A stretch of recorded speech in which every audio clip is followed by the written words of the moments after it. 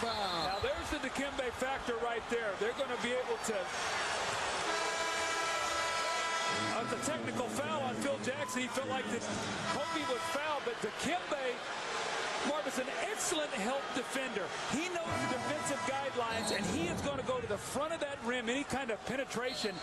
And Kobe thought he had an easy layup. What do you mean? He's on the baseline. It looks like he has the easy one, but here comes Dikembe. The technical foul follows, and the Sixers hanging tough now, down by only 2.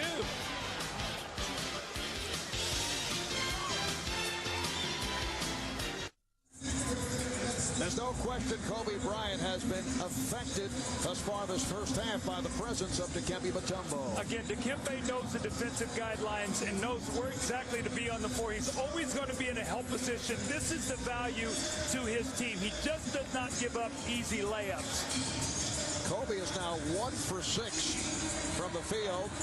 Impressive stat line for Dikembe Mutombo. And Doug, do you get the idea that the Lakers are in a game for the first time since back game 2 of the series against San Antonio? You know, I said going into this series, I felt the one thing that the Lakers would find out real quickly is how much they respect Philadelphia's toughness, their energy, their ability to go through droughts, but not to give up in the game. They will keep fighting you, Marv. That's a trademark of this team.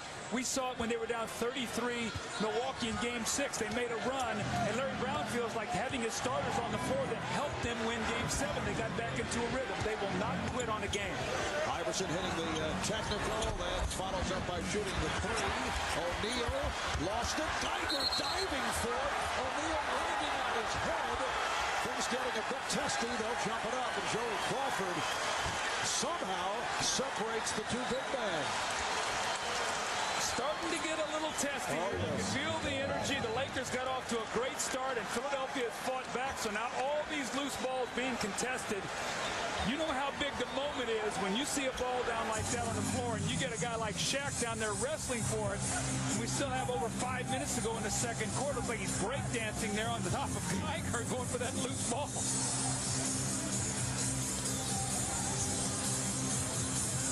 O'Neal and Geiger controlled by the Lakers. Bryant, Fisher, and Shaw in a 3-guard set along with O'Neal and Ori for the Lakers. Here's Ori. Mutombo reaching for the rebound. Iverson. Now McKee off the pick. Geiger. A nice little turnaround. Beautiful wrist jumper by Matt Geiger. Well, he's been under fire in Philly since he's been there. He signed a big contract. He's been hurt. The Philly fans are tough. They want you to be able to get out and perform as we see the jump hook by Shaq. But he can get himself into real good graces in the finals here if he comes out and plays well, Marv. I tell you that. I know the Philly fans well. They will embrace him if he plays well. Lakers up 40-39. Shaq now has 12. Geiger again gets away. Too much room for Robert Ory. Larry Brown, it usually goes to Todd McCullough in this situation. He goes big with Dikembe. He's put a shooter in there because of the quickness of Robert Ory. McCullough could not play him, so Geiger has worked out well tonight. Philadelphia by 1. Geiger's 4 for 6 from the field. Robert Ory not able to hit from downtown. Iverson pushing it. Sweeping by Allen Iverson. This young guy will just throw himself around, and he said, you know what, I'm going to get to the free throw line. But watch him step through this space. Mark, there can't be like, what, about a foot of daylight there? And he steps through, and he knows Shaq's coming. Look at the hit that he takes. He rolls around, and he's going to go to the free throw line, but he steps right through the screener and the defender. Here comes Shaq. I think the Lakers are starting to realize that this Philadelphia team thinks they can win this game tonight. They're not here to celebrate the Lakers. They're here to beat them. And Larry Brown made the point that this would be the best shot. If they had to take one game here at Staples, it would be here tonight with the Lakers coming off the layoff. Philadelphia still pumped up with the intensive 7-game series against the Milwaukee Bucks. Sixers now lead by 3. They've trailed by as many as 13. Kobe Bryant not able to That's rebound number 10. And a loose ball foul indicated. It's on the Lakers. It's on Ori. The game plan of Philadelphia defensively: pressure the ball, make it tough to throw it into Shaq in the post, make Kobe a jump shooter, don't let him get to the basket to break down the defense, and then really get to Fisher and don't give him open shots. Marvin's been working right now perfectly as they're starting to get a rhythm about what the Lakers are wanting to do. You look back to the regular season. Snow's pass broke it up. These two clubs split the two games. Lakers winning here in early December. Kobe had 36, 22 in the second half. Allen Iverson only 9 for 27 in that game. And then mid-February in Philly, the Sixers won by 15 as Iverson lit up the Lakers for 40. And Kobe back in his hometown of Philadelphia playing with a sore shoulder. Allen Iverson, 19 points. Kobe Bryant had a rough night guarding Iverson. Scored only 18 points, had 6 turnovers. Turnovers a problem here thus far for Kobe Bryant in this first half. Phil Jackson taking the timeout. Allen Iverson with 19 points, 8 of 19 from the field, Philly up by 5.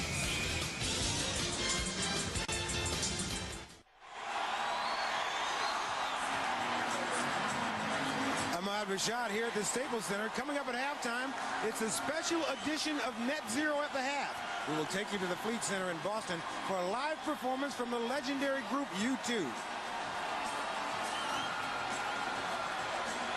More from U2 at halftime, but right now let's go back to Marvin Doug. And you know Marv is Mr. Rock and Roll. 3:40 to go in this first half. The 76ers have their biggest lead of the night. They're up 45-40. Well, one thing we saw there, Phil Jackson hates to take a timeout. He loves for his team to play through it. But he doesn't like what he sees right now. The 76ers have forced him into tough shots, turnovers. They now have the pace where they want it. And Phil wants to get this right before halftime. Derek Fisher. Iverson on the loose ball. He has McKee with him, challenging Bryant. Iverson with the tip. And last touch by the 76ers. Derek Fisher back on the floor. It's Fisher and Bryant in the backcourt. O'Neal, Grant, Fox up front. One of the things we've seen throughout the playoffs is the Lakers have owned the last 3 minutes of halves. Let's see if that happens tonight, or Philadelphia's defense can keep them in check. O'Neal put the brakes on and gave back to Fisher. Here's Shaq with the drop step. Back comes Snow. Snow off the spin and then kicked it out. I think Eric is thinking, now where do I go following that move? Just under 3 minutes remaining in the half. McKee. Yes. That was not pretty by Aaron McKee, but somehow he found Allen Iverson on that baseline. Kobe putting all kind of pressure on the ball. Aaron McKee doesn't turn it over very often. He makes simple plays. Kobe Bryant. Oh, beautiful done by Kobe. Tyrone Hill was looking for the rejection. That's only his second field goal. Bryant is 2 for 8 from the field. And that's his first basket in the lane. Remember against San Antonio, game 1, he had 11 layups or dunks. Not tonight. That has not been the case. Against the Spurs, the lane's wide open for Kobe Bryant to operate. Iverson